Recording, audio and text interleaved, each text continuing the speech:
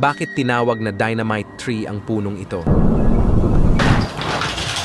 Ang sandbox tree ay isang pambihirang halaman na nagtataglay ng kakaibang katangian. Mayroon itong malalaking tinik sa katawan na nagbibigay proteksyon. Ang bunga nito, na hugis kapsula, ay pumuputok kapag hinog, naglalabas ng mga buto na umaabot sa malalayong distansya. Ang tunog na nililikha nito ay parang malakas na putok, kaya't nakuha nito ang palayaw na dynamite tree. Bukod sa natatanging paraan ng pagpapakalat ng mga buto, ang dagta ng puno ay may taglay na kemikal na maaaring magdulot ng iritasyon. Bakit tinawag na dynamite tree ang punong ito?